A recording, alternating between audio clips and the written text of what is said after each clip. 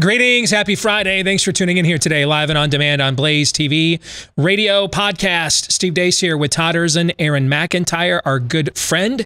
Rob Eno is here with us. He'll be joining us here momentarily for the Deace Group. 888-900-3393 is the number here to the Blaze. 888-900-3393. Steve at stevedeace.com. That's how you can email the program. DEACE. Like us on Facebook. Follow us on Twitter at Steve Deace Show. Over at Parler at Steve Deace. And then YouTube.com/Steve Deace is our brand new YouTube channel, which we will continue to describe as brand new until we think there is an acceptable and not embarrassing number of subscribers to it. We're just going to continue branding it as new. All right? Yeah. We're on day 150 of 15 days to get you to subscribe to our YouTube channel, right? Mm-hmm. Just keep 2 more weeks. In 2 more weeks, it won't be brand new anymore, we hope. That's actually a solid growth strategy from what I can tell. Exponential growth, in fact, from what I can tell. Too many unknowns, too many variables, of course, here on the show that is more in favor of herd immunity than the herd mentality, indeed. Before we get into today's show, I want to mention this because the deadline is coming up right soon. All right, August 22nd. If you've got a college-aged or about to become a college-aged student in your home and you're thinking about what your options are going to be for next year, or maybe you are that soon-to-be college-aged student, write down this date, August 22nd. That is the deadline to register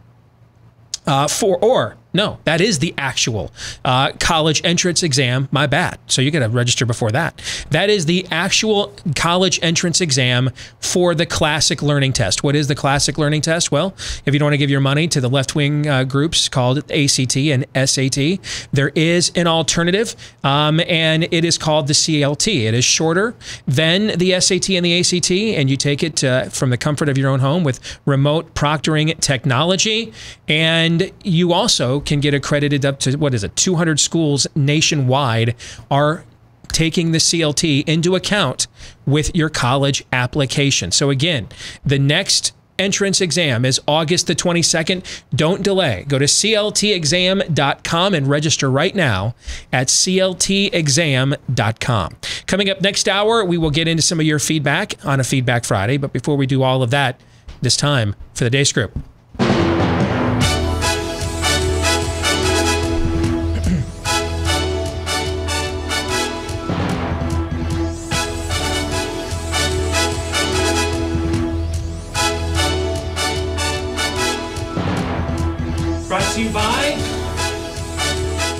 Are we good? Yeah, I turned your microphone off because you were coughing. Okay, so, okay, yeah. Gotcha. Okay, all right. Thanks. This is. Do we have another derecho? What's the frequency, Kenneth? Okay.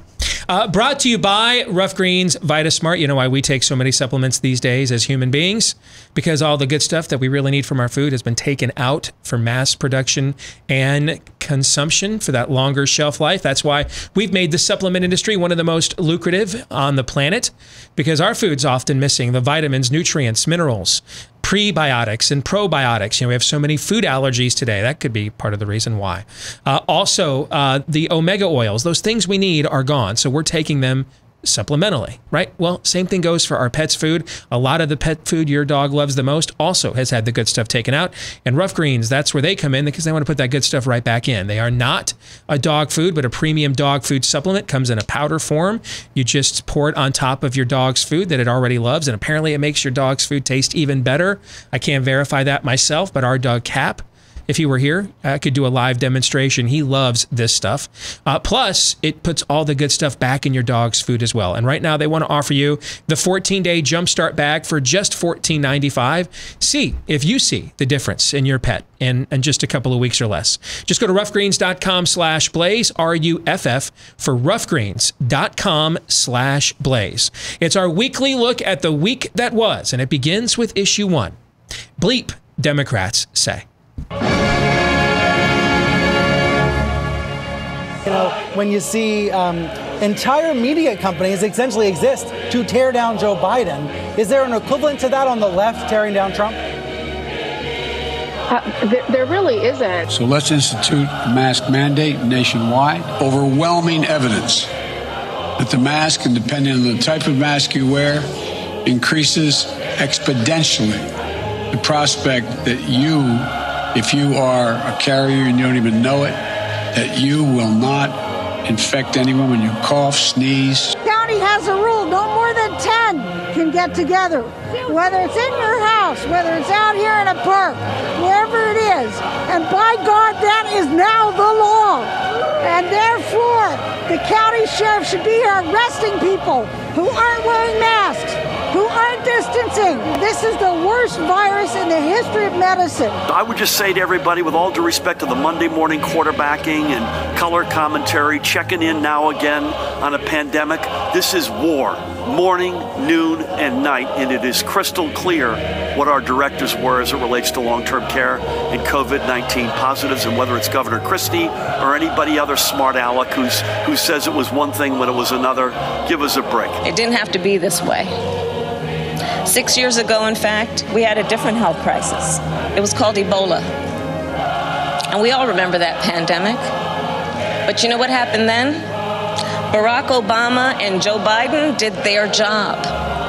Only 2 people in the United States died. Kamala Harris comes from the middle-of-the-road moderate wing of the Democratic Party. Today, I'm calling for the abolishment of history classes in Illinois. We're concerned that current school history teachings lead to white privilege. If somebody decides to loot a Gucci or a Macy's or a Nike, because that makes sure that that person eats. That makes sure that that person has clothes. That's reparations. That is reparations. Anything they want to take it, because these businesses have insurance. They're going to get their money back. My people aren't getting anything. Yes, of course we have our challenges, but the thing that the federal government is uniquely qualified to do is things like pass common sense gun reform. I think I have a right to define what it means to be a conservative. All right, let's get to it. First question, your favorite crazy pill that you swallowed this week was what? Rob Eno, as our guest, you get to go first this week. Go ahead, brother. From the videos, I think Brian Stelter not having the self-awareness to realize that he is that for the Biden campaign. But out of those videos, it's just every time I come on here and you show these videos, my jaw just drops. I didn't remember that 2 people died from Ebola in the United States. I do remember Barack Obama flying people in from Africa that had Ebola and that there was no Ebola transmission in the United States. I remember that. But I don't remember these. Do you remember the 60 million H1N1 cases we had under Barack Obama, and then they stopped testing when we hit 60 million because they didn't want to panic? Yeah. Do you remember that? No, yeah, I remember that. Yeah, it's absolutely. And I'm actually glad. I'm glad that Joe Biden admitted that, not all masks work. Something I've been saying for the past 5 months and been getting destroyed by my family and friends and have lost friends over it because, a cloth mask that you can see through, pretty much the virus can go through, like, from 2001: A Space Odyssey, the guy doing the spacewalk through the big tube. But yeah, no, it's just, I think my favorite one was Brian Stelter. I think my second, if you can call them favorites, was Kamala Harris saying that Barack Obama got the Ebola crisis under control when the only reason that we had Ebola patients in the United States is because Barack Obama flew them in for the CDC. So those were the 2 that were crazy for me. Todd? Well, mine is also Stelter, but not because it's a lack of self-awareness. It's the opposite. They all look, and it goes right down the line with everybody, with the politicians, with the medical professionals. They just all realize we can just lie openly now. We can just gaslight whenever we want. Yeah. That pause. It is remarkable. And obviously, he's a little bit further ahead than the rest of his panel there because, yes, the pause is hilarious. They just need to, okay, am I totally all in? Listen, I've been doing this for a while now with this progressivism is cancer thing. I mean, it is right as rain. It is gospel truth. It is stone tablet stuff. This stuff rots your mind in the most remarkable of ways. And we ain't done yet because there's look at what we just canceled with football. We are hooked up to the fire hose and drinking and drinking and drinking. Aaron? So we talk about when it pertains to the media, this Overton window of what gets to be talked about in polite company and what absolutely does not get to be talked about. And, contrary to just your instinct, the Overton window's power is not about what gets to be talked about and what narrative gets to be pushed. It's what doesn't get to be talked about. And so I was thinking about doing and completely blowing up Bleep Democrats say this week and doing something completely different, but I decided I'd just say it now. What was not said by the left this week, what they did not have time to talk about, in between grasping at straws to prove that masks work, pushing for a nationwide mask mandate, that city councilor in there telling the sheriff that he needs to arrest people who aren't wearing masks, all of that junk. What did not have time to be said was anything related to the execution of Cameron Hinnant. I mean, that's gone viral just within social media, or just within conservative social media circles. But have you seen a single mainstream media, single lefty on Twitter? Do we count TMZ? TMZ, did they say anything about that? TMZ has, yeah. But as far as individuals, that's the first national outlet that I've heard of. And this story is well over a week old. That 5-year-old who was executed right in front of his sisters by a black man. Now, if the roles were reversed here, it'd be the only story. It'd be the only story in this country. Yeah. Fire up the jukebox again. We're going to go march out in the streets and loot and riot again. People are looting and rioting still from George Floyd in loving memory. But that's the only thing. The power that they have is Day what they 73 don't to flatten Portland. Talk about. Yeah. And that's my least favorite ride on the crazy train this week. Those are all really good. How about masks aren't political, but the day after we formalized one major party's presidential ticket, we're going to politicize masks. How about that? Gotta like that. That just goes to what you were just talking about. And everybody thinks now, and let's practice some self-awareness on our own. The guy in the White House is, shall we say, at times, cavalier. Is that fair? Cavalier with accuracy. He's been known to be a little cavalier with that at times. Is that fair? And so now everybody just kind of just thinks, hey man, put another shrimp on the Barbie. Nobody has to tell the damn truth about anything in this era, right? That's if you put the Wonder Woman lasso of truth around the Brian Stelters of the world, that's how, in their heart of hearts, that's how they would justify it. Right? Yeah. So let's not condemn them of a lack of self-awareness and then not practice any ourselves. The guy that for most of the country represents people like us has been known to be cavalier with accuracy and honesty, right? Of course. And so now everybody kind of thinks that they just have permission to just let the freak flag fly. Just lie with turn impunity it up now. to 11. Yeah. Absolutely. And the Harris Biden ticket is doing it, multiple weeks now after the Scott Atlases of all of Europe have come out with studies and said this doesn't work. The masks, they don't work. It doesn't matter anymore. Hawaii is 2,000. Work. Some of them are worse. Yeah. Well, the Duke study, the Duke study on the Gators. Yep. Ironically, the one mask that we know for sure will stop the virus from coming into you are those N95 respirators, and they're like Minnesota's banned them. Now they're telling you not to wear them because the ventilation part of a certain part of that brand of a mask lets it still transmit it to other people. So the one mask will stop you from getting it. You can't wear it because it still may cause you to give it to somebody else. My favorite didn't make your montage though. My favorite whole moment was earlier this week. Duke University's Dr. Cameron Wolf, he's like their infectious disease expert, one of the top medical schools in the country. He's advising the ACC on walking through steps to play college football this fall, and he did interviews in Sports Business Journal, ESPN, talking about how he thinks they can absolutely make it safe to play. Okay, and Duke University, very proud of one of their faculty members taking the lead on this, sends out a tweet congratulating him and has David Cutcliffe, their football coach, in the tweet. And there's a picture of him wearing one of the very gator masks that their own university, this study came from Duke, guys, their own university says aren't safe to wear. Okay? That, to me, for the 700th time, is this entire year in a nutshell again.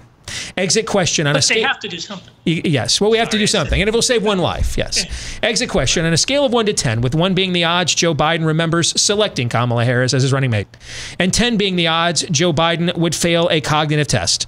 Rank this week's level of total depravity, Aaron. I'm going with an 8.5. I agree. It did seem a little tamer.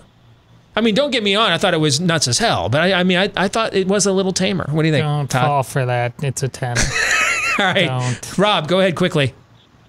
I was going to give you a 5 because I think I just expect more. You expect more.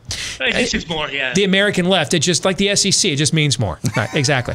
All right, issue 2, Trump versus Kamala. Joe Biden formally introduced Kamala Harris as his running mate in his campaign for president, and the duo hit Trump on his once strength as president, the economy. He inherited the longest economic expansion in history from Barack Obama and Joe Biden. And then, like everything else he inherited, he ran it straight into the ground. We have an economic crisis with more than 16 million Americans. 16 million still out of work, on track to leave office with the worst jobs record of any American president in modern history. Aside from that, the pair talked about the virus and made this announcement. So let's institute a mask mandate nationwide. Overwhelming evidence that the mask, and depending on the type of mask you wear, increases exponentially the prospect that you, if you are a carrier and you don't even know it, that you will not infect anyone when you cough, sneeze. It didn't have to be this way. 6 years ago, in fact, we had a different health crisis. It was called Ebola. And we all remember that pandemic. But you know what happened then? Barack Obama and Joe Biden did their job. Only 2 people in the United States died. 2. That is what's called leadership. Got an email from somebody this week who said, you guys remember last year when for like a week after Kamala Harris knifed Joe Biden on national TV, you guys are like, maybe she's the shameless train killer they've been trying to find. Maybe she's going to end up being their nominee. We had that take for like a week, right? And that's been the one thing on our show that we have memory hold. That's our Sweden. We never officially had that take. We have memory hold it.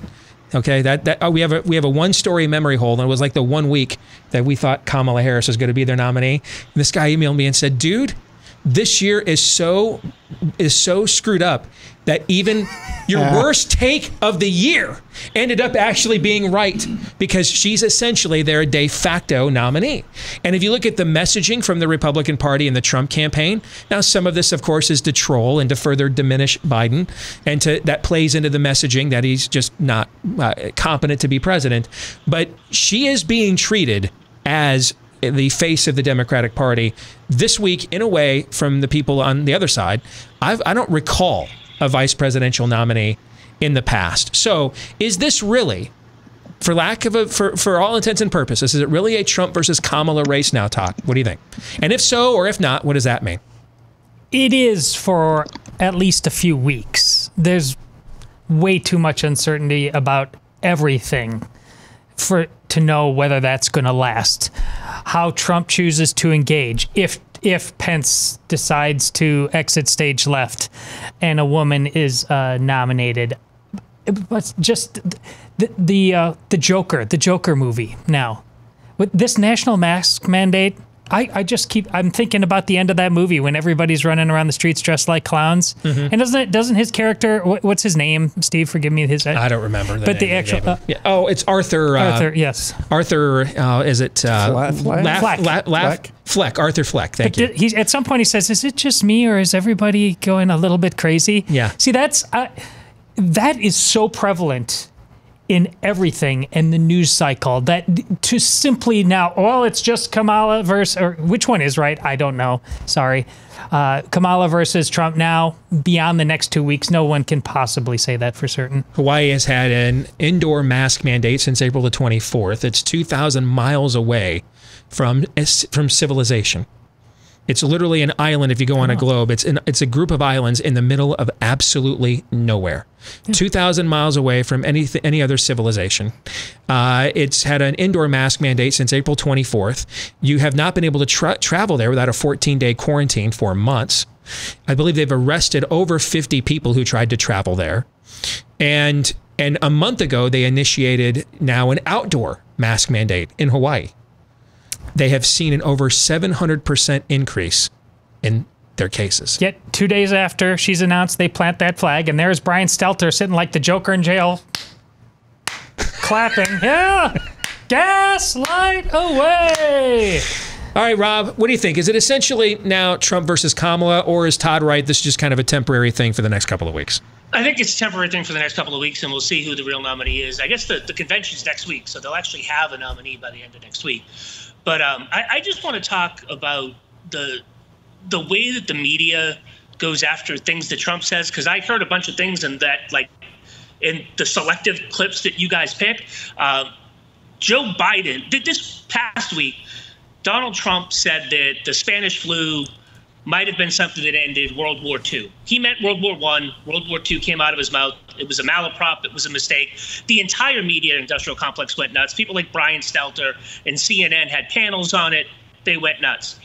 You know, like no one in our audience would have known this if you had not just told them that. You realize that, right? Right. Okay. Thank you. Okay. I'm just letting you know. Yeah. But Joe Biden says expeditiously instead of exponentially. Nobody catches up on it. Kamala Harris says that 2 people in the United States died from Ebola in 2014. Now, I didn't remember that happened, so I looked up in the middle of us doing this. Nobody died in the United States in 2014 from Ebola.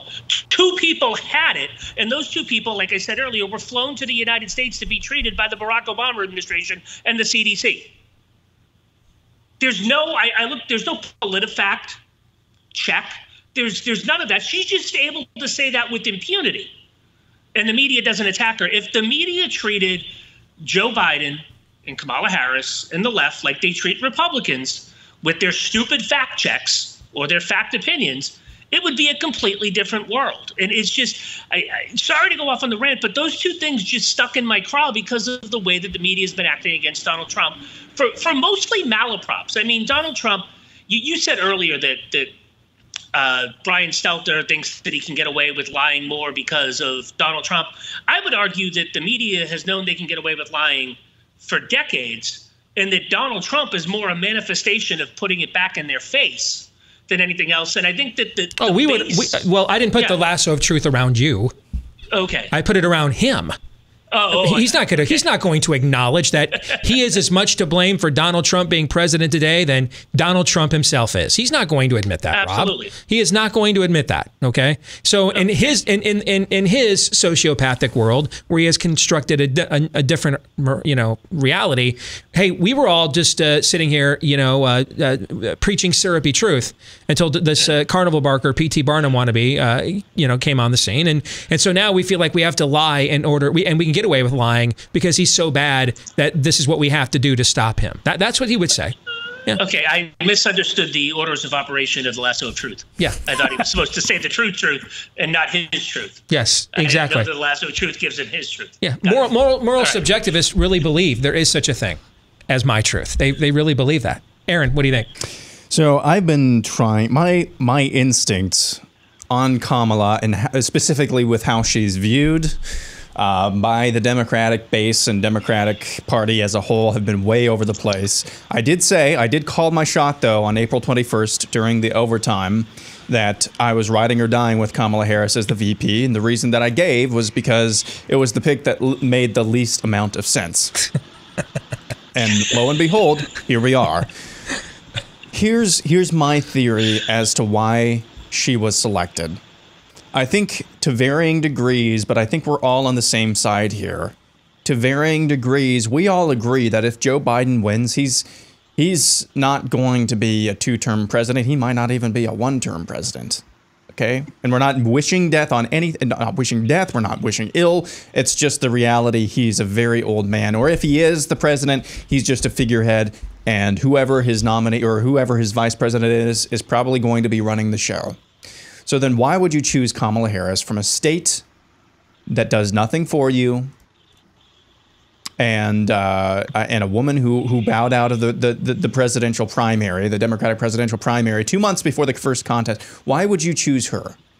Somebody who admittedly does not rile up their base, because she is every bit the progressive wannabe tyrant that every member of the squad and every other presidential candidate, save Joe Biden and maybe Elizabeth Warren, but that's another story. She is every bit of the tyrant and progressive that any other mainstream or any other big name Democrat is, except for one small difference, I believe anyway. By and large, unlike the squad and unlike the Betos and the Julian Castros and the Pete Buttigiegs, she doesn't say the quiet part out loud as often. I mean, she stays on script? She stays on script. And if you are running a campaign, that's who you want.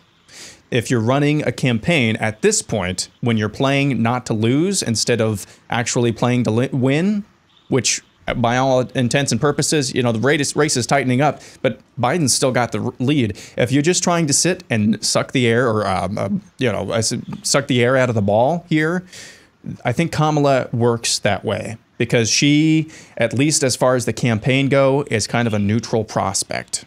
So I think I agree. Getting back to the main question here, I agree this is probably a 1 or 2 week thing. But if she gets into office as vice president, she's going to be every bit the wannabe tyrant that the squad and any number or any member of the leftist base could ever dream of. Exit question. And I'm going to ask it about 2 minutes early so you can take a few seconds to answer if you think you need it. Okay?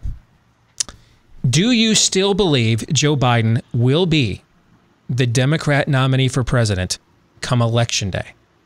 Aaron. No, and I'm being really snarky here, but I mean this seriously. I believe the 25th Amendment will be the Democrats' nominee. Rob.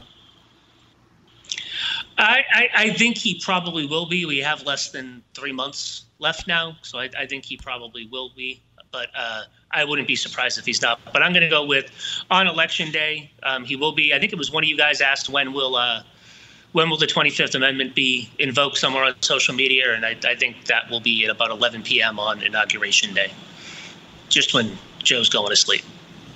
Todd, what do you think? I don't think Aaron's trusting his own principle enough.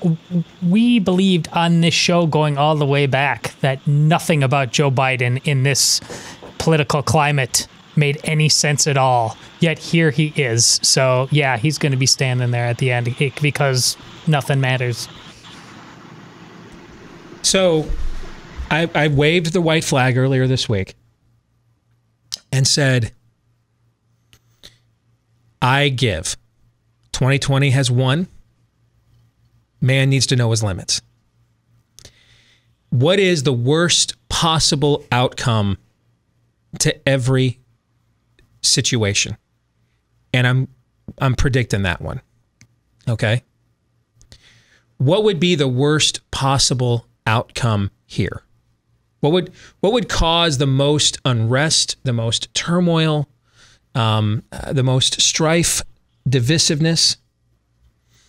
Would be for him to, from a health perspective, not be able to finish out in the open in a campaign. And then who knows what the process looks like to replace him, right? Yeah. I like it. So I'm going with that.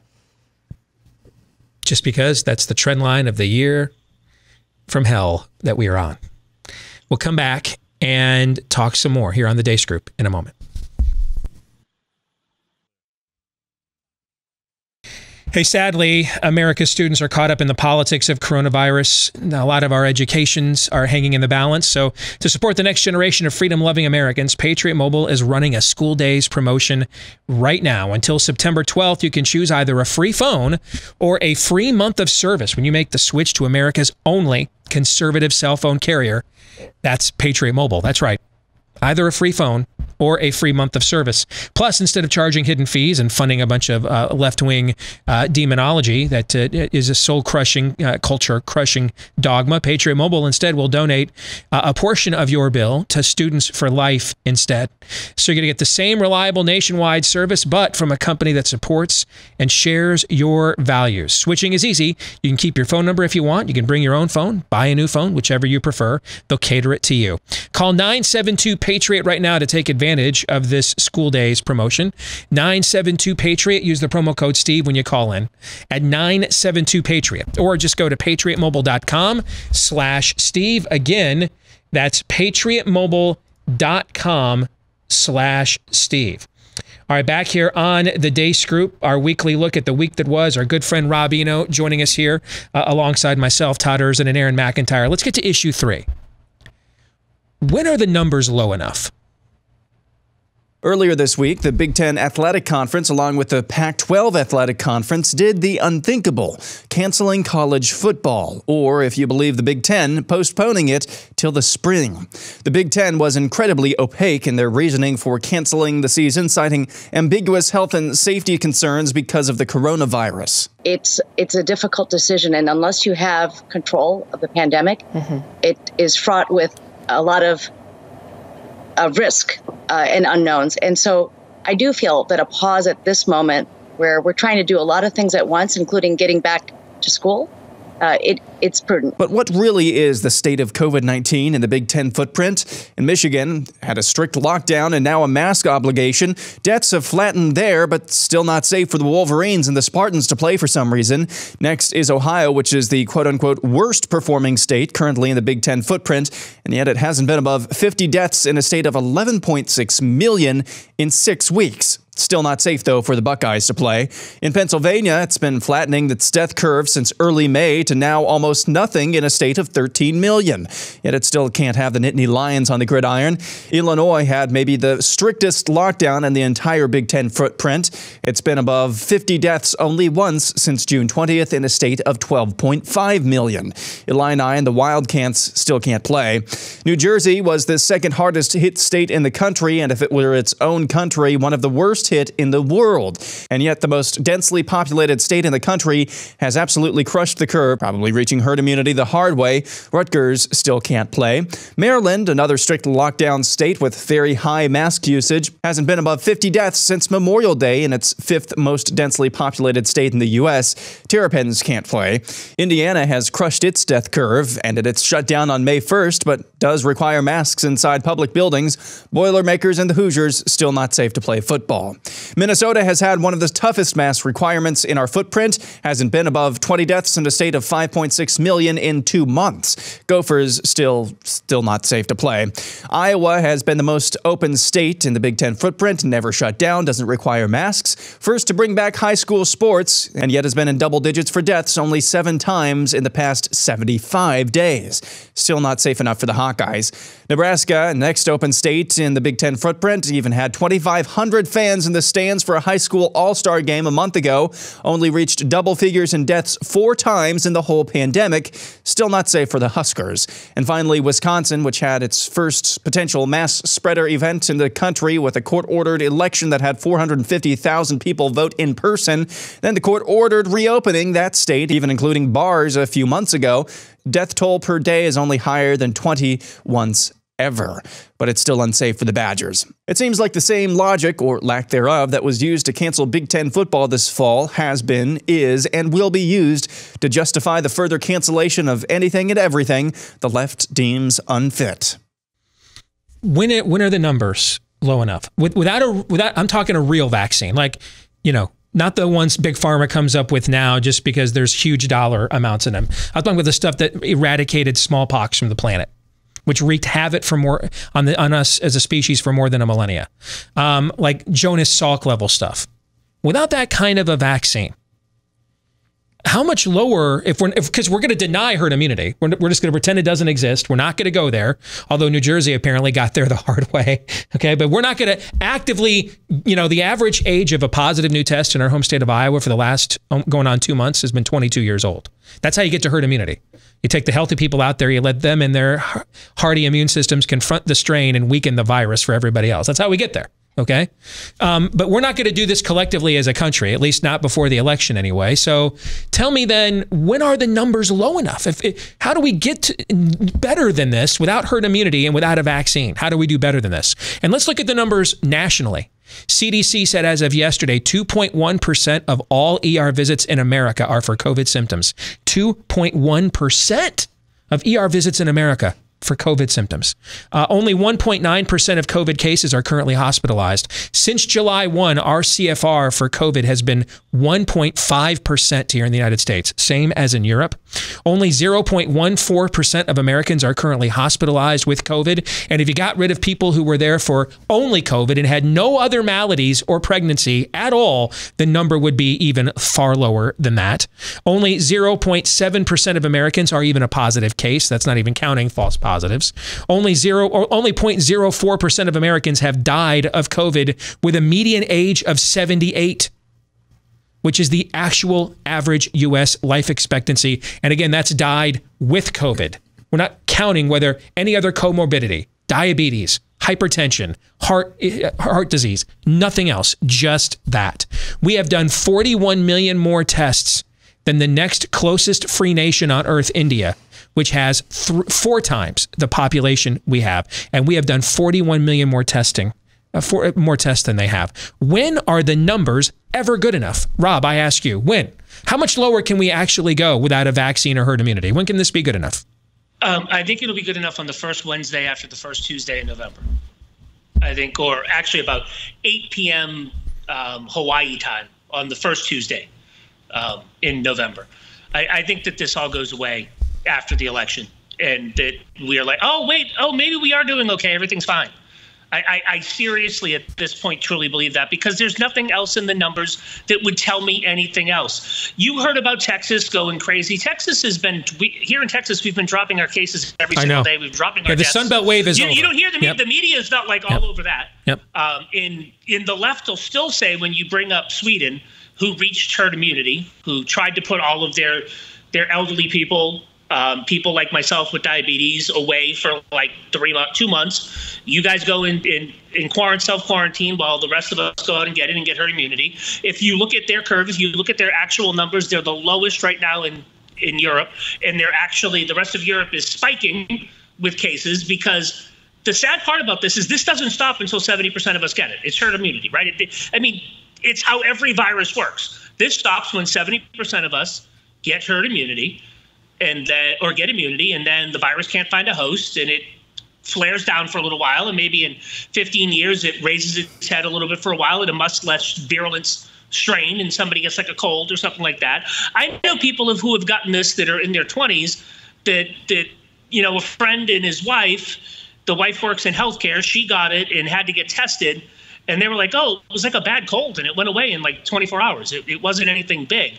We need younger people to get it, yet people are still absolutely terrified. I mean, I saw a family member posted something about about 3 kids getting it or dying in New Jersey, and I don't know if that's true. I didn't have time to fact check it, but also that more kids are getting it and getting it. We want more kids to get it and get it, because the death rate with children is almost non-existent, and by them getting it, the virus has less of a host. The whole deal is, and I've said this from day one, that the only way you get out of it is to put people like myself, the elderly, for like 4 weeks, separate us from the rest of society, let everybody else go out and get it. The death rate will be remarkably lower, and we will reach herd immunity. But besides that, I think 8 p.m. on the first Tuesday in November in Hawaii time. By the way, you triggered something I want to remember, and I want to make sure I get it exactly right.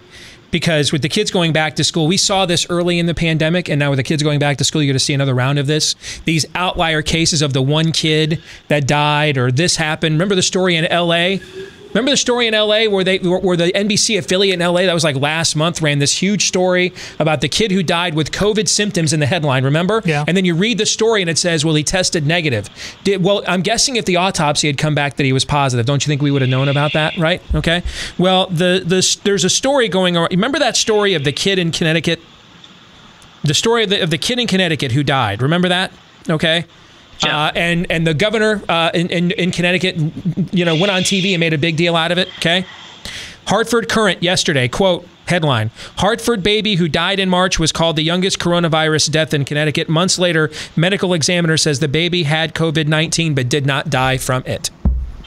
I mean, I think Candace Owens actually called that on Twitter about 5 minutes after the Connecticut governor was making a big deal of it. You're going to get a lot more of these. Okay, they're gonna every outlier case they can find with a kid, they're gonna utilize it. So just be very hesitant what you choose to believe on that front. All right, quickly, Todd, go. The answer is never. It's never going to be low enough. Rob's right to the extent, like with the Black Lives Matter protests, there's going to be all kinds of reasons why they set it aside. But you guys are now seeing with masks and other things what I've seen for a long, long time with vaccination. And we've talked about this on the show before, coronavirus, not much. But Steve, you said, why are you not worried about me not being vaccinated? Because I have been vaccinated. Because you just said you've been vaccinated. But that level of I have received more hate in my life on the issue of, and I talk all the time about every issue under the sun, homosexuality, abortion. There's more hate in my life directed at me as an anti-vaxxer than anything. And now the rest of the culture is starting to figure out what that looks like. The number will never, ever be low enough. That's why sooner or later, no matter what the quality of the vaccine, you are going to be told by this government that you have to take it on some level. Aaron, very quickly. Yeah, very, very quickly. The only stat that matters is the number 270. That's how many delegates you need from the Electoral College to win. Yeah. Yep. There you go. Yep. Exit question. This week we passed day 150 to flatten the curve. What will life be like 150 days from now, which is January 11th, 2021? Aaron. Oh, Lord. I think it's going to at this point, I think we are going to be saying virus. What virus? Medicare for all. Todd. Dystopian. Rob. Oh, they'll be getting the mall ready for the millions of people to go see the Joe Biden-Kamala Harris inauguration. Issue 4. Do the other three really play? The aforementioned Big Ten and Pac-12 athletic conferences decided to cancel their fall sports this year, a truly catastrophic decision not only for the athletes involved, but also for all the ancillary economies built around the most ubiquitous team sport in America. But the other three Power 5 conferences, the SEC, ACC, and Big 12, are forging ahead with their seasons. For a breath of fresh air, here's a couple of quotes from Big 12 Commissioner Bob Bowlesby, who announced his league's schedule for the coming year. Quote, I have better information and our presidents have better information than those in the fourth estate. Our board believes in our scientists and have come to an agreement that is different. Another quote, ultimately, our student athletes have indicated their desire to compete in the sports they love this season, and it's up to all of us to deliver a safe, medically sound, and structured academic and athletic environment for accomplishing that outcome. See, that's not so hard, is it, Big Ten? First question, and I need a very quick answer. Do the SEC, ACC, and Big 12 really go ahead and play college football this season? Todd? Yes, they do. Rob? Yes. Aaron? Yes. Yes. All right. Let's get to predictions. Rob, you get to go first as our guest. Go ahead. My big prediction for the week is, or for the election, is that, like I said, Joe Biden will be elected, but on the day of the inauguration will not be president by the end of the day. Yeah, this is a worst case scenario. I like it. I'm just, at this point, just pick all worst case scenarios. Todd. Whether it's China, Russia, any nation that means us harm or thinks it needs to keep us honest, bioweapons, chemical warfare, things like that, I'm sure they all existed on some theoretical level before, but they are practically going to move to the top of the list because they've seen with our own eyes on how we will bend the knee. Well, you guys are a cheery bunch, man. Aaron. Do you really want my prediction? Last week I predicted that no Power 5 conference team would miss a game this season. So my actual prediction is I'm getting back up and I'm doing it again. The NFL will be largely unaffected in terms of what the WNL or the win and loss records predictions would have looked like prior to the pandemic to what they will be afterwards. So I think the NFL, I mean, there are players that are going to sit out, obviously, but I think the overall win-loss record is going to be about the same as it would have been. My prediction, just continuing the theme that 2020 is about the worst possible solution to every outcome, is that Trump does drop the perpetually forlorn-looking Mike Pence from his ticket to put a woman on the ticket. But instead of picking the dazzling Kristi Noem, he selects Lindsey Graham instead. I dig that you're going all in on this. No, I'm done. I am beaten. I will admit when I am beaten. I am beaten. I'm beaten. Now I'm going to scream and yell and holler about it the whole way, but I'm beaten. I will admit that. I'm done. I've got an even darker prediction. If you want a darker prediction, you can do it in 20 seconds. Go ahead. Yes. Electoral College is 269 to 269. Oh, no. No, it gets better. Nancy Pelosi controls the House, but since the House votes based on delegations, Republicans will have 27 delegations to 24, and Donald Trump will be your president after losing by 8 million votes in the popular vote. And there will be riots and burning down of the entire house. Don't bring that evil like where here, your mind's Ricky at. Bobby. An evil petting zoo? Nice. I think that could actually happen. Yeah. I mean, I could see that happen. Exactly. I could actually see that happening. And dude, he's losing the popular vote. I don't know, it'll be 8 million votes, but it was 2 million last time. I think it's going to be a multi-million. I mean, do you know how many mail-in ballots? Dude, he's going to lose California by 30 million mail-in ballots by itself. All right? Rob, good to see you as always. Have a great weekend, and we hate you. All right? Thank you. All right. We'll come back. It's time for some Feedback Friday. Your turn. Maybe to lighten the mood a little bit, but I doubt it. Next.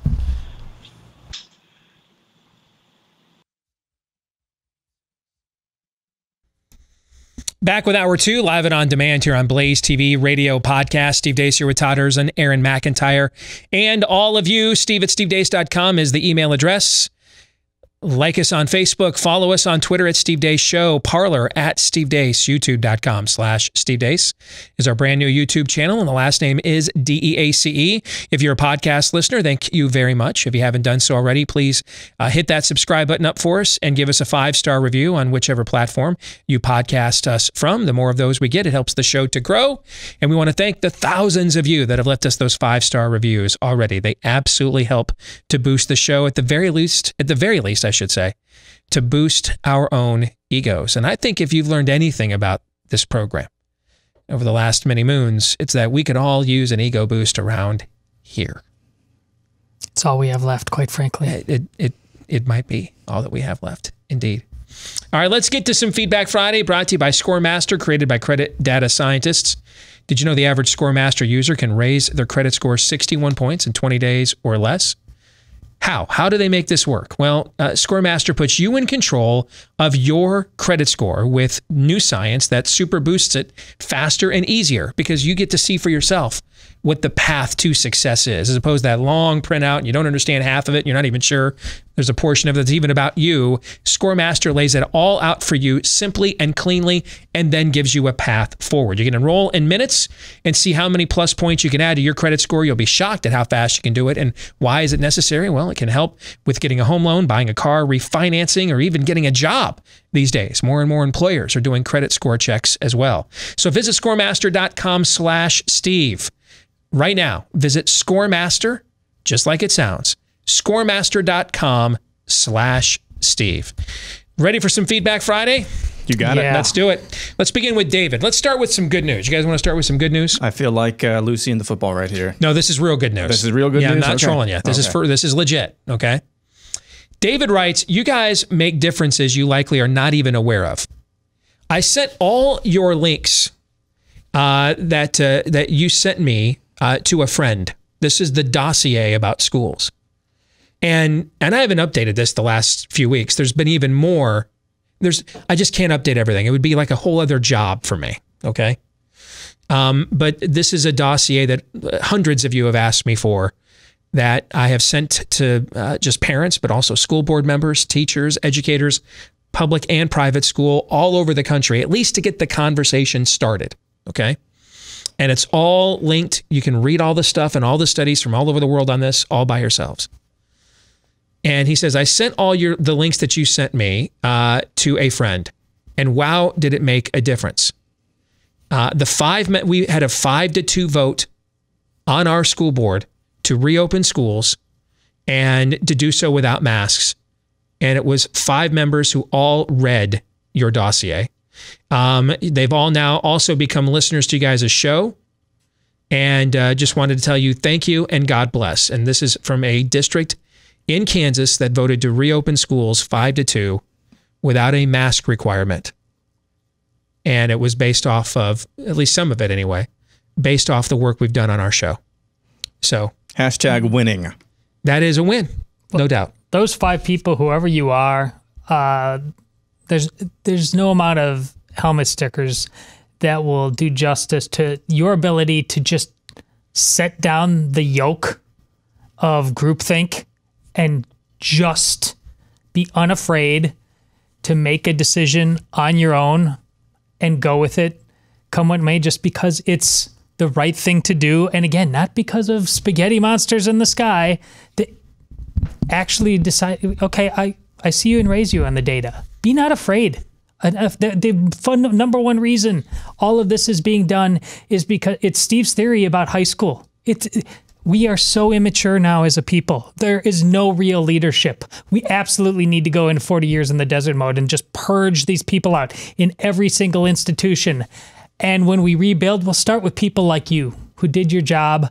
It was courageous to do what you did, but it was just smart in a 2 + 2 = 4 kind of way. I'm always going to be honest with you. Now, that doesn't mean I'm going to be right. Those are 2 different things. Okay? But folks, I'm just telling you, I've got my own son going back to school here in a week. I put my livelihood and the livelihoods of my employees and the resources that other men invested to get me and my career to this point. I put it all on the line on this because I'm certain of the data. That's why. Because I'm certain of the data. And we've been proven right every step of the way. Because we have simply just followed the data. We haven't let it politicize us. I mean, I got a note from somebody who is very upset about their Christian school requiring masks. Want to know how? I said I would not blow up my Christian school over that. I wouldn't. I mean, if they're having a forum and a debate, I'd let my voice be heard. But I wouldn't blow up my school over that. Some of you aren't going to like that. Okay. But I wouldn't. If the masks worked, I'd be telling you, suck it up and wear a mask. If you haven't learned this about me by now, if I think something is right, I'm going to tell you, whether you want to hear it from me or not. This is not a show in conservative media you come to for fellatio. We ain't performing that here. We're not doing that here. All right? We're trying to figure out what is the truth. We're going where the truth lies, and then we're going to lay it on the line. I mean, just look at the way the show is staffed. I put the fun and fundamentalist. I hired as my editor a Catholic. And then one of the first things we did when we started this show was spend the year rehashing the arguments over the Reformation on the air. I grew up in a home where my mom was a nurse. I worked medical records for jobs in the summertime at ERs and clinics she worked at. I grew up well-versed in modern medicine and pharma. Next to me is a guy who's an anti-vaxxer. Okay? I don't need to be coddled. I don't need to be surrounded by a bunch of people who think like me and agree with me all the time. And then I friggin' hired a millennial, which just comes with an unseemly amount of risk. for contrarian thinking. Got that right. All right. So if the data said that the masks work, I'd be on here yelling at you. Even if it crushed my Facebook traffic, I'd be on here yelling at you. Wear a damn mask so I can have my football back. I'd be telling you that. I would be. Do you think, how many years have you known me, Todd? 20 years almost. Yeah. Do you think if there was data that showed the mask work, I wouldn't have spent every damn waking hour on here for the last few months? You fools with your egos are going to cost me my football season. Wear a damn mask. Oh. Don't you think I would have done that for the last 20 years? Or last 4 months? I'm so... It feels like 20 years. I'm so certain of it. And considering Aaron's married to a nurse, had various backgrounds on this, that was one of my... It only lasted for, a couple of days. That was one of my chief concerns about going forward as a show during this virus, because you and I don't really have disagreements on principle. We disagree tactics, things like that. But I obviously, all three of us had to wonder, like, this one, the center might not hold on this. We just might come down in different spots. Now, we didn't, and it's not because of we never had a meeting who said we got to come together on this. That never happened. It never came close to happening. We just follow the data. We just followed the data. That's all we did. We just followed the data. Dude, I was suggesting in March, why don't we just wear masks and not shut down? I said this in March. Yeah. And all the people now demanding you wear a mask, now that we have data that shows they don't work, we're telling people like me, and that won't work. We have to shut down. Masks don't work. Ha ha ha. Surgeon General laughed at you. Fauci laughed at you. Now we have to wear masks. And now we don't know which masks actually work.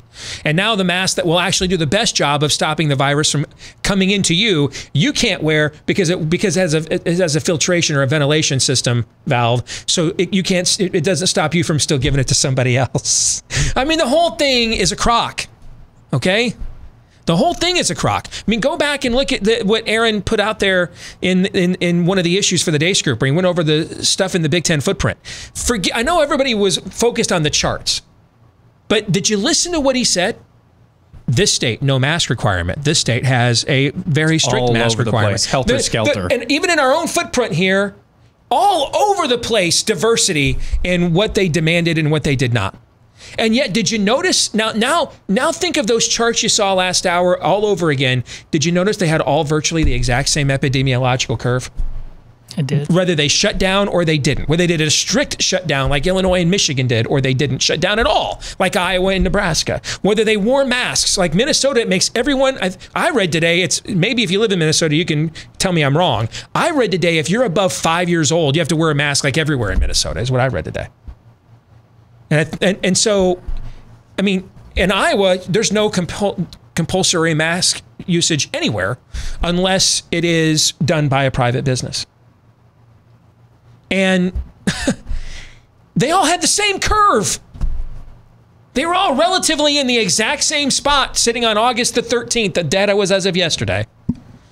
Just, different, Ohio's obviously got a hell of a lot more people than Iowa does. So you're dealing with larger numbers because you're dealing with a larger population base. But if you looked at the epidemiological curve, they were all pretty much in the exact same spot, sitting here in mid-August, whether they locked down in April and May and March or not.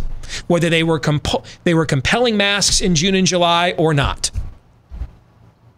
I think it was Alex Berenson coined this phrase, the virus is gonna virus. And yes, it is. But that's what Scott Atlas means when he says, why are we throwing out more than 100 laws years? of immunology and virology? Yes. That's what he means. Yes, that is exactly what he means. I'm going to withhold the name of this individual, and when I read the email, you're going to understand why, okay? I currently work, maybe even in the opening sentence, I currently work in the U.S. intelligence community, supporting one of the numerous Department of Defense organizations. This community is highly politicized, and I can assure you, the vast majority of those in senior until the number of active cases among the workforce is, wait for it, 0. New plan to bomb some more towers or another sporting event that everybody cares about, that they kill him before he's 0. Currently, an agency with around 18,000 employees and contractors is being kept in a Fauci... Whistling Dixie, when you said, folks, you're on your own. And also, each events while away from home.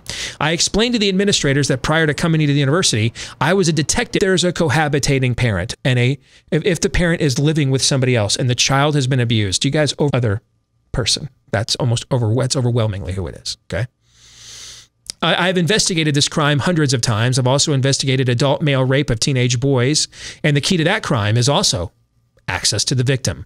All of this was done to satisfy the progressive fantasy that abhorrent behavior can be normalized and that a non-biological parent has the same interest in a child as a custodial biological parent.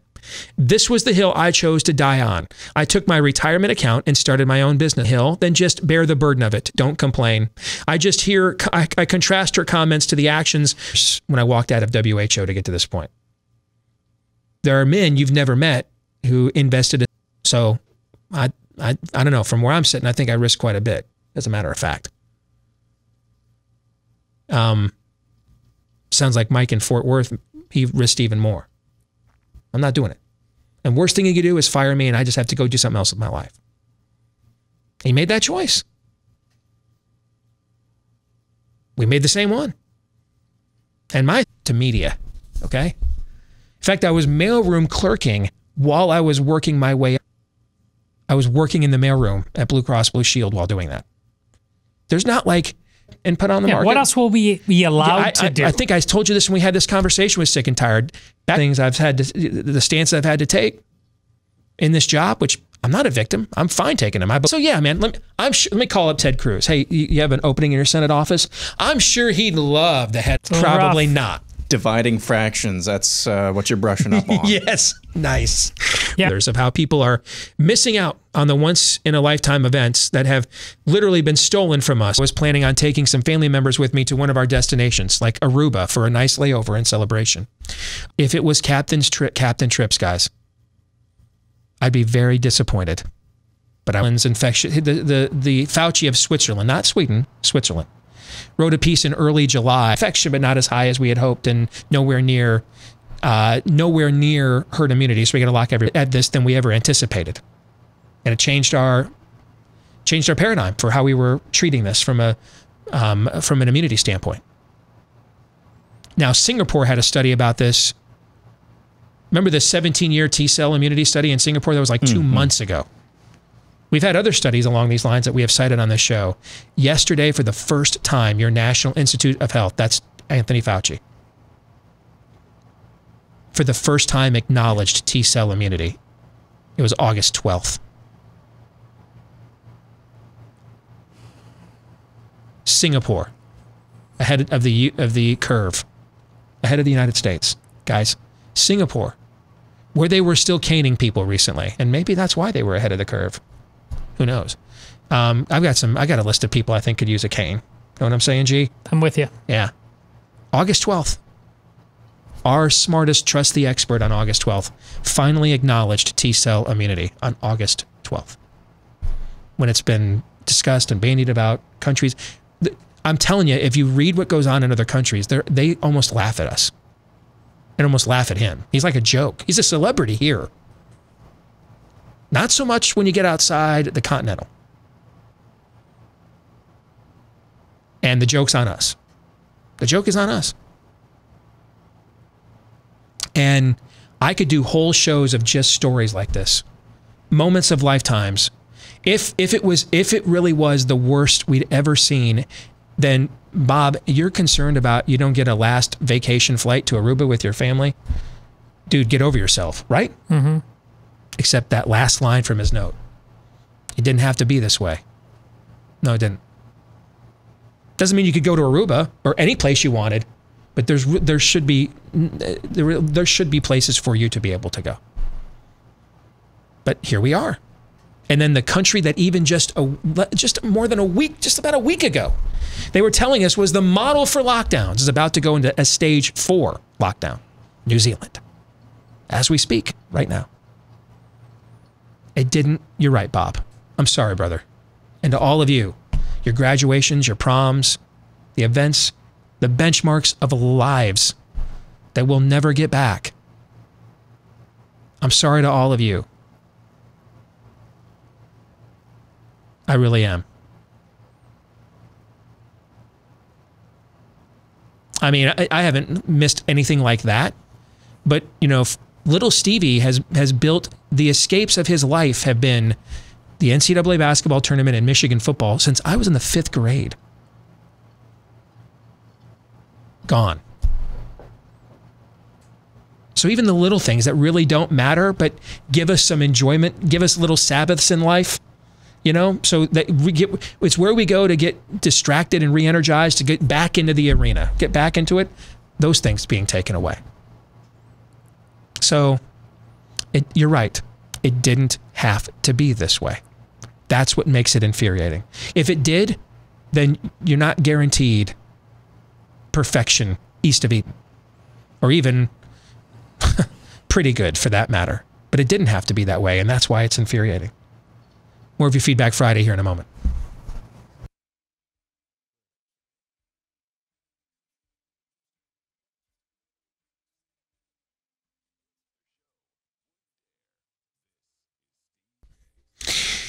Don't take the chance that you're going to learn about home title fraud the hard way.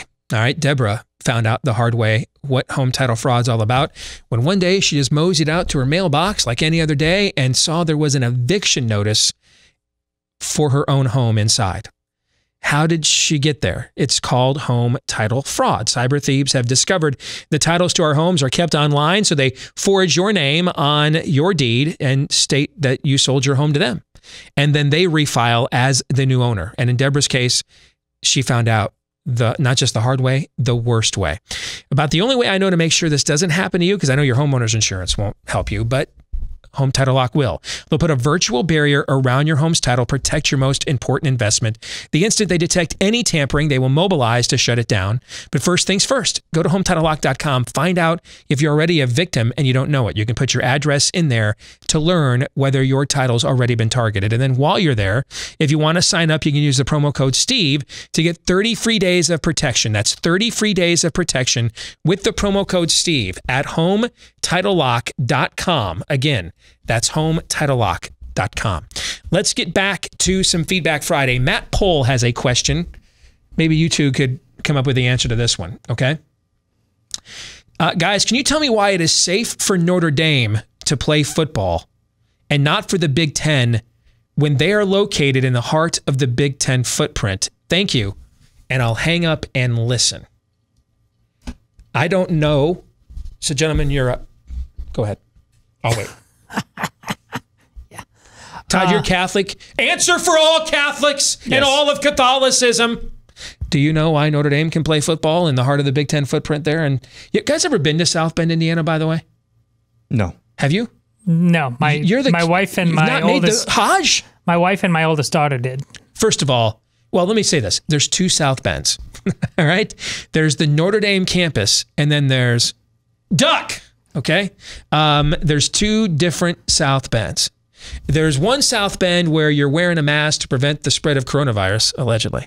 And then there's another South Bend where you're wearing a mask because it's 10:30 and the convenience store clerk's all alone, if you know what I'm saying. Okay? So, you're right, Aaron? I about made a Pete Buttigieg joke. Oh. It's been a while. It's been a while. That's not a hill I want to die on, so don't. All right? No, South Bend, Indiana is an armpit. It's a mini Cleveland, or mini Detroit. Then there's the campus of Notre Dame, which is, to borrow a phrase, immaculate. The place is incredible. I mean it. And if you are a college football historian like me, I was there before the 2004 Michigan Notre Dame game, and a guy who works at the stadium, a big fan of my local sports show, got tickets in like the reserve section for my father-in-law to go. And we went there early and spent the whole day. Touchdown Jesus, First Down Moses, the football museum. I mean, it was wow. I mean, the grotto, the place is incredible. Okay.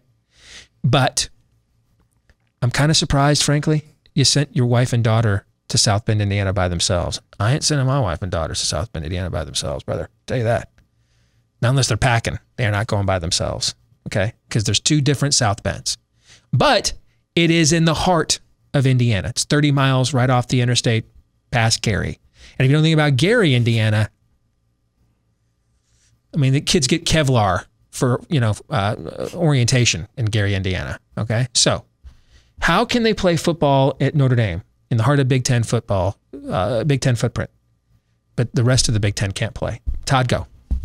Well, the whole there's just too many unknowns that you're getting from the Big Ten is pretty much the equivalent of the philosophical exhaustion that Catholic circles fell into under scholasticism, most famously known as asking the questions of how many angels can dance on the head of a pin.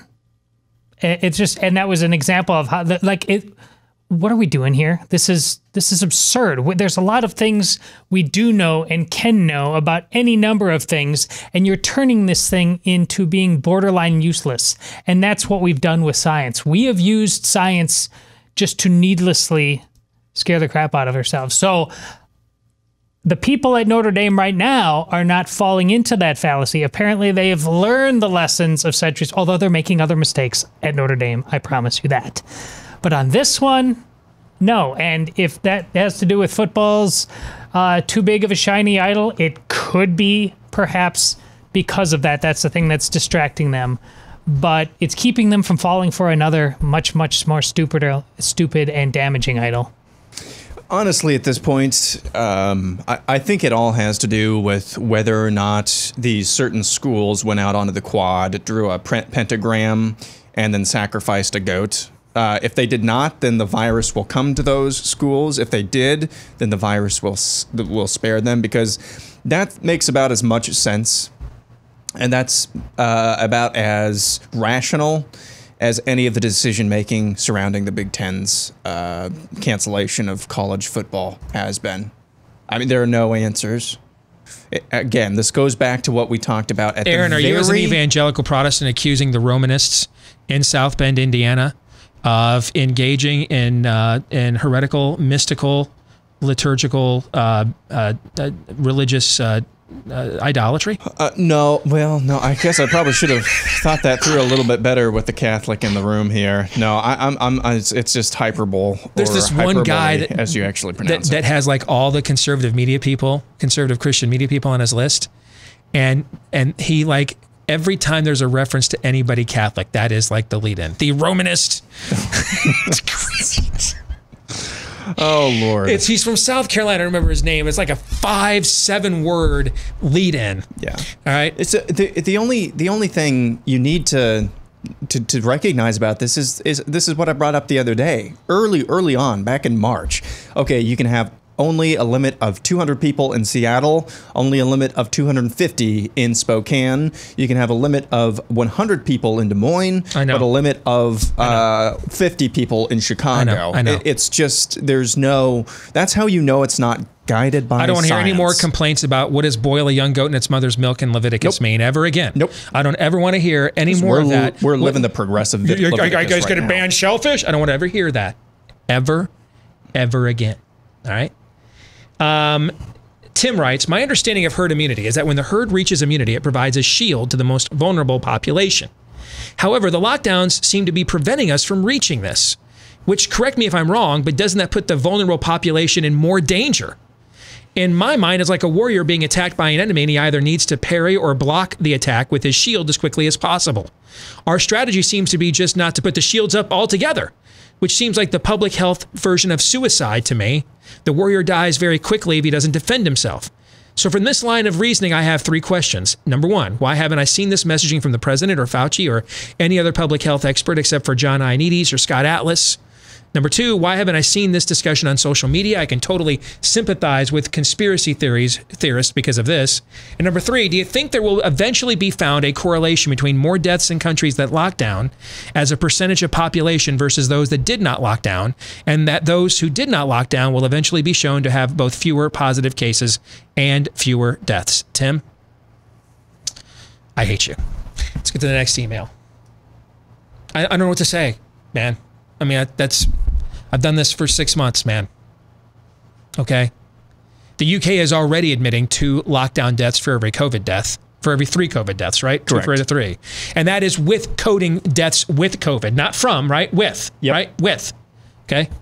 So if we just got rid of this person, came here healthy, tested positive for COVID, and then died, and then locked it up with the lockdown deaths, would there be more deaths from lockdowns? Yeah, because you're still not on the back end of that epidemiological curve yet. The undetected cancer screenings that didn't come in early enough, the undetected heart disease, hypertension screenings that didn't come in early enough, you haven't hit that mother load yet. So yeah, thanks for reminding me, Tim, of the waste of time my last 5.5 months have been.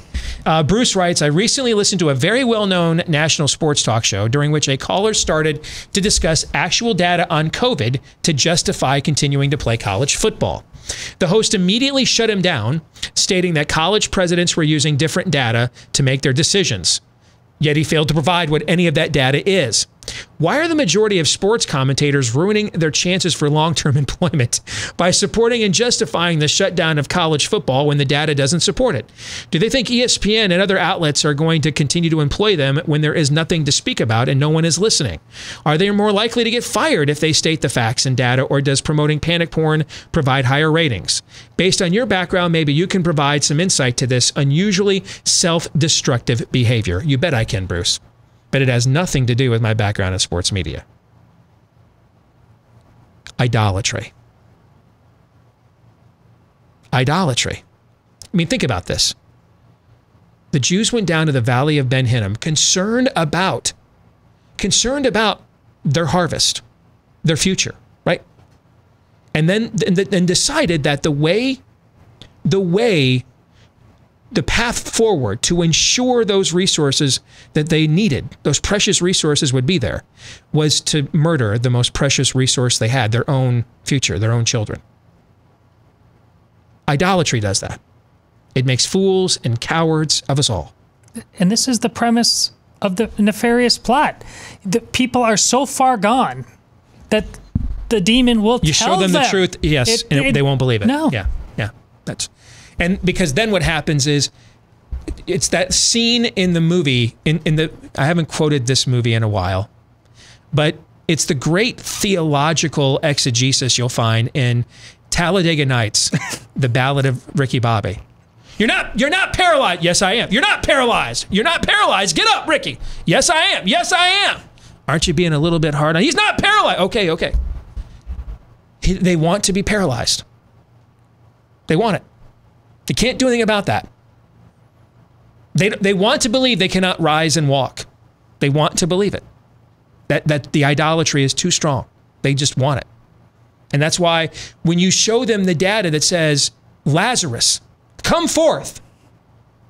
Bleep you, man. Why do you hate old people, man? What do you mean? What are you trying to kill me for? You can't do anything with that. Just kick the dust off the sandals and move on to the next town, because that's what you're dealing with. It's beyond political bias, man. It is idolatry. It's idolatry. Along those lines, Kelly says, I fully realize that they are lying to us, but I can't put my finger on why the rest of the world is shut down, though. They don't have a orange man bad election. Well, the rest of the world is not as shut down as we are, but most of the rest of the world did initially shut down. That is true. So if it has everything to do with Trump here, why is the rest of the world going down this road? Why didn't the rest of the world do what Sweden did? Well, the rest of the world realized that the lockdowns didn't work and then started doing more things like what Sweden did and many other places in the world, for example. But Kelly, it's the same thing. The end goal is the same thing. You ask me, what's the end goal? It's not the end goal. It's idolatry. It is the notion that we have arrived to a point that I don't have to take any risks, that we can create a riskless society. This is inherent to progressivism. What's ironic is the country that is cited, that until March 12th of this year, was cited by progressives as the shining example in the world of where progressivism most works. Sweden was the one country that said, I think we kind of really need to follow objective truth here and see what the actual data leads, rather than, our whims and desires and fears. Who's with me? And then like that scene in Jerry Maguire, dude, Renee Zellweger didn't even get up. Sweden's Jerry Maguire, dude just walked out on his own. All right.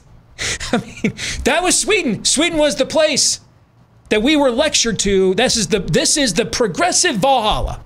This is where it works. Most secular nation in Europe. Sweden was all like, where did Greta Thunberg come from, guys? The bowels of Sweden to lecture you Sweden sent us the children of the corn last year. This year they brought us stone tablets from on high. You're laughing, but it's true. Until March 12th of this year, Sweden is where every Western leftist wanted us to become, including all of them here in the United States. Now suddenly, Rectum barely knew them. I don't know what a Sweden is. Yeah, where's their Joan of Arc now? That's where we are. Ironically, the one country they wanted us to be like was the one that stood up at the virus and said, this looks serious. Let's follow the science.